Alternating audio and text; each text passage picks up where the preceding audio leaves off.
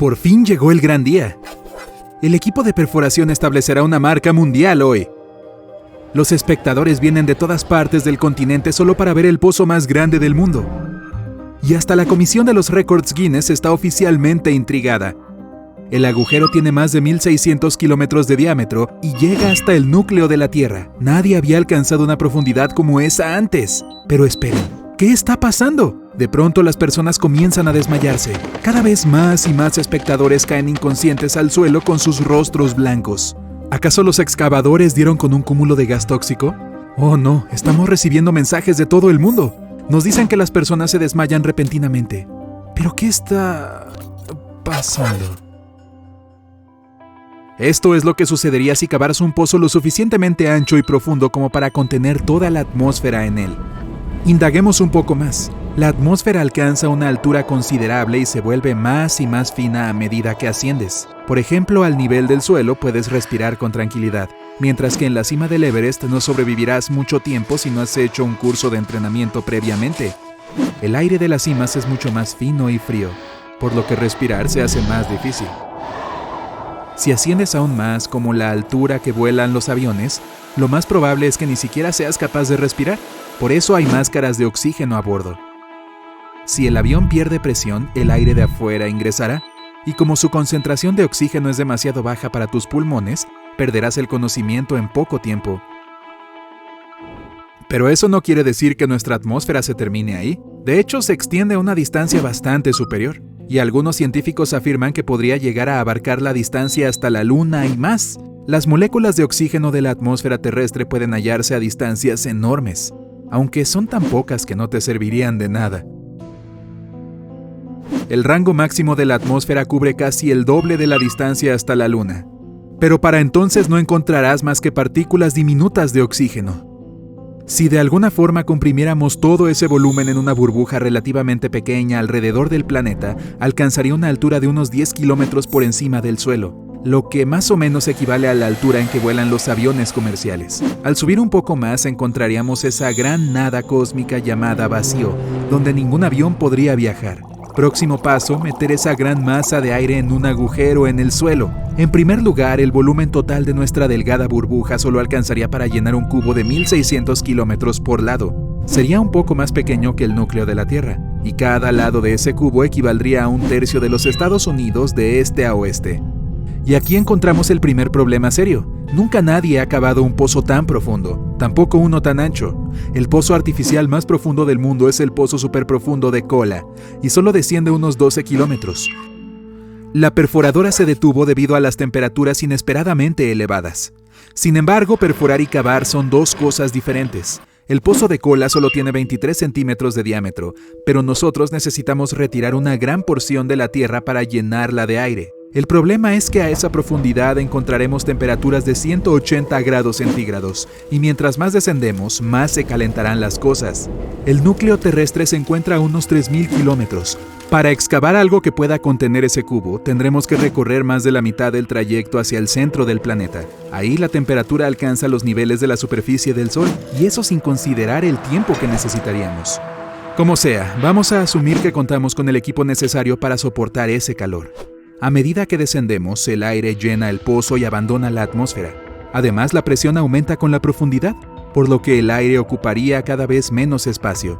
Al final, gracias a todo ese peso que se ejerce desde arriba, no necesitaremos un pozo tan profundo, ¿cierto? Falso. Las altas temperaturas internas de la Tierra hacen que el aire esté menos condensado, lo que compensa la presión. Si la roca que nos rodea es lo suficientemente caliente, expandirá el aire a tal punto que ocupará el mismo espacio que al nivel del suelo. Y cuando se caliente aún más que eso, bueno, el aire ocupará aún más espacio de lo que calculamos originalmente. Pero nosotros los cavadores no nos dejamos intimidar tan fácilmente. El experimento continúa y logramos cavar un cubo de 1.600 kilómetros de lado en la superficie de la Tierra, penetrando la corteza y la manta terrestres, y casi alcanzando el núcleo fundido. El aire se expande con el calor y comienza a ocupar más espacio y a resistirse a su prisión. Por esa razón, comenzamos a cavar hacia los costados en las partes más profundas de nuestro agujero, para compensar la expansión del aire. Los huecos adicionales se extienden a más de 6.400 kilómetros, lo que casi equivale al radio del planeta. El aire por fin se asienta. abandona la atmósfera y llena las partes internas de la Tierra. Y sin embargo, no se queda en su lugar. Parte de ese aire sigue en la superficie. Las personas aún pueden respirar, aunque ahora es mucho más difícil.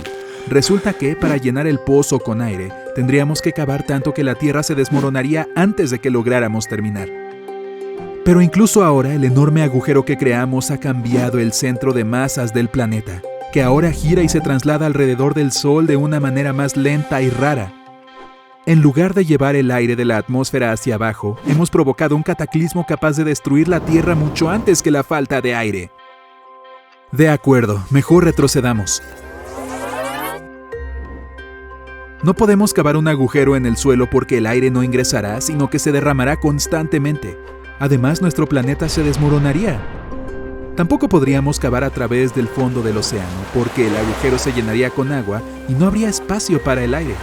Y eso sin considerar el agua que se abalanzaría hacia las capas calientes de la Tierra, provocando reacciones catastróficas que, adivinaste, harán que el mundo estalle en pedazos. Si toda esa agua alcanzara las profundidades extremadamente calientes del planeta, el magma de abajo comenzaría a liberar gases tóxicos a la atmósfera, lo que sofocaría cualquier forma de vida en la superficie. ¡Oh, cielos!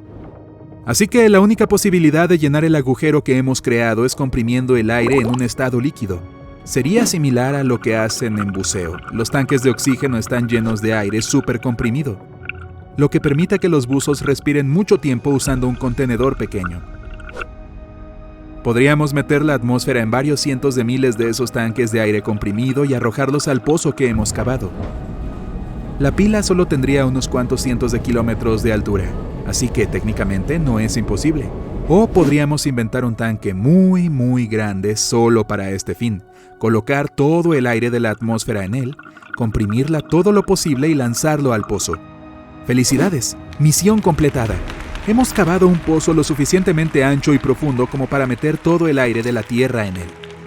Lo que sucede a continuación es que toda la vida del planeta deja de respirar. Los humanos, los animales, las plantas e incluso los microorganismos aerobios no pueden vivir sin oxígeno. Así que todo y todos desaparecemos. Y sin oxígeno tampoco hay una capa de ozono. La ausencia de esta barrera natural hace que el planeta se vuelva extremadamente vulnerable a la radiación y los rayos cósmicos del Sol. Las fulguraciones solares dejan de calentar la Tierra y en su lugar comienzan a asarla.